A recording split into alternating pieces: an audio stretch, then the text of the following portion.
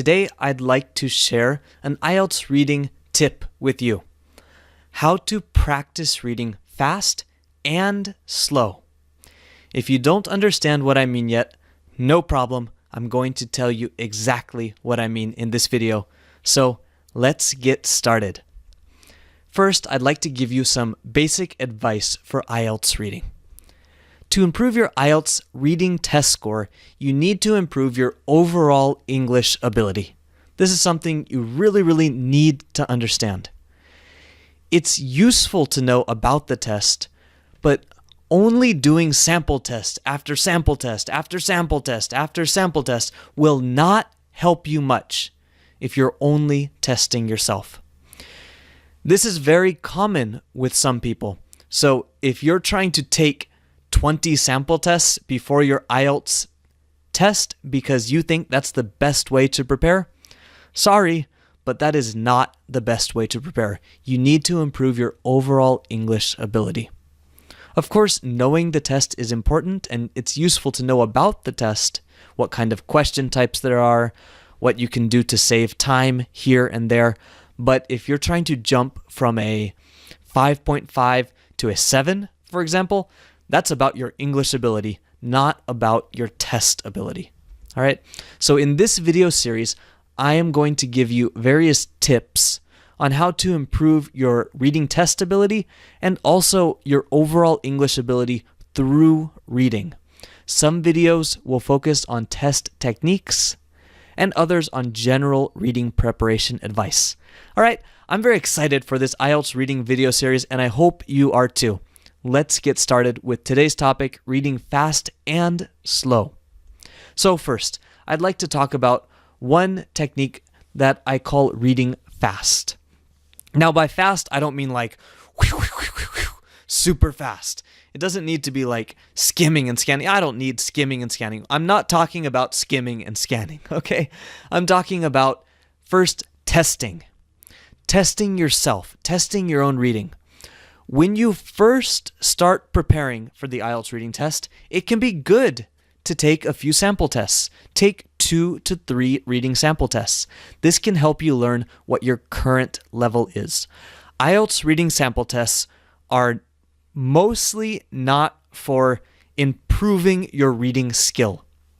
They're for telling you about what level you are right now. And one more thing while I'm talking about sample tests can be very different in their levels and in how much you know about a particular topic. So don't just take one sample test and think, oh, I got a 7. That's not good enough. Take 2 or even 3 or sometimes 4. About 4 is the maximum you need to really understand this is about your level right now. Okay? You need to understand what your current level is. And you can time yourself during these tests. If you want to do the 60 minutes, you can do the 60 minutes. If you want to time yourself and see how long it takes you at a natural speed, you can do that too. But definitely mark how much time it takes you to complete each section. Write down how much time it takes you. Also, mark any questions that take you a particularly long time. When you're doing your sample tests, if you think you run into a really difficult question and it's taking you a long time, just make a small mark by that question, a small line or circle or something like that, so that you can go back later and look at this question and look at the question type and see, is it just this question? What is difficult about it? Is it the vocabulary? Is it the question type? Did you have trouble finding the answer in the IELTS reading passage? You need to examine what you're having difficulty with so you can understand what you need to improve your IELTS reading. And again, analyzing your speed and accuracy on certain question types can help you understand where your strengths and weaknesses are. This is why when people ask me, Lee, what should I do to improve my reading? I can't just answer, well, you should do this. There's no magic solution like that because everyone's strengths and weaknesses are different. Of course, there are some common themes. Most people that don't have a high reading score don't have a strong vocabulary. But if you really look in detail, then everyone has different strengths and weaknesses, and it's difficult to give advice that works for everyone. Finally, when possible, make sure you use high-quality reading texts from the Cambridge IELTS series. I'll include a link in the description. I recommend this book series just because they produce the highest quality sample tests. I've used other IELTS books, and in my opinion, compared to the other IELTS books, Cambridge IELTS series does a much better job, so that's what I recommend. All right, great. Next, let's talk about a reading slow technique.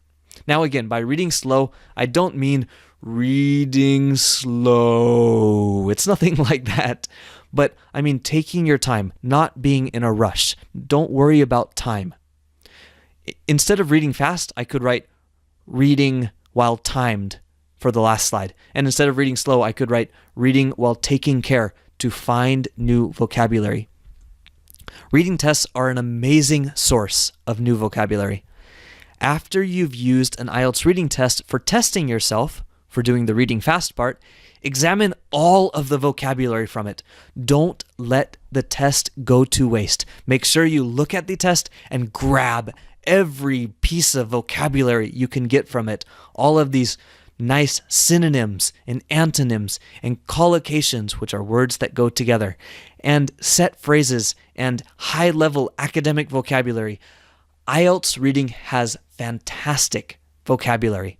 And if you use your reading tests to improve your vocabulary, it will be wonderful. And your score will definitely go up in the future. If you just test yourself, sorry, your score is probably not going to improve that much. But if you take the reading test and you examine it and you grab all of the great vocabulary in it, then yes, in time, your score will definitely go up. All right? Next, take a look at our video lessons on vocabulary for academic reading for an example of how to use an IELTS reading test to find new vocabulary. Okay, I'll include a link in the description. Our next technique is another reading fast technique. But this time, it's not about the test. It's not about IELTS even. This is reading for pleasure. Now, by reading for pleasure, I don't mean that you should go out and read lots of fiction books. Well, if you like to read fiction books, okay, you can go read fiction books or novels or stories. That's fine. But since we're preparing for the IELTS test, you should probably stick to subjects that are likely to be on the IELTS, which include economics, history, science, these kinds of topics. So the more you read, the better your reading skill will become. And that's why I recommend you read for pleasure as well as for the IELTS. You definitely should use IELTS tests to help your vocabulary and help you understand your score. But in addition to that, you can also read articles in magazines, in science magazines, in economics, news articles, and things like that that can help your reading as well. There are many different free websites that have the kind of reading that will be on IELTS tests, and I'll include some down in the description of this video. Find articles that interest you, if you can, and read them for pleasure. If you don't find anything that interests you, if you're not naturally interested in IELTS-style topics like science or geography or history, well, choose which one you find the least boring, the most interesting out of your choices. Sorry, but the IELTS is the IELTS. They don't have super interesting reading topics usually, but sometimes they do, and hopefully you can find some reading that interests you. And if you can, find articles that have an audio version as well. Reading and listening at the same time is great practice as well. Of course, you don't want to do this every time because you need practice doing only reading, because that's what the IELTS is, but definitely, if you have the audio and you have the text in front of you, it can help you absorb the information and understand more words, more grammar, and just make the reading process more enjoyable as well. All right, so that's one reading fast tip. And again, we have the recommended websites down in the description of this video. Another reading slow technique is to read more than once. So reading something more than once can be very helpful for language learning. Read the same article 3, 4, 5, even 10 times if you can. The language will become more familiar to you and much easier for you to remember for your next test or even for your writing or your speaking. If you read something once, it's very likely that you'll read it and then you'll just forget it. But if you read it 4, 5, even 10 times, well, the chances of you remembering this language and being able to use it eventually are much, much higher. I know it can get boring reading 4, 5, or even 10 times. So again, if you can find an audio version of the text, well, then maybe you can read it once and then listen to it and then read and listen to it and then listen to it again and then read it again. And through this process, you can read the same thing many times and really remember these grammatical structures and the vocabulary and this great stuff that's in each article that you're doing. And again, just to reinforce the point, you will be able to remember the vocabulary and grammar from the article much better, and your overall reading skill will improve. So let's review, and I'll give you your action step for this lesson. First, read fast. Take IELTS sample tests sometimes to measure your current level, not to improve your reading skills. Next, read slow. Use old IELTS sample tests to learn new vocabulary and grammatical structures. And if you want an example for this, check out our vocabulary for academic reading video lessons. Next, read fast. Number 3, find articles that interest you and read them often for pleasure if you can. And then read slow.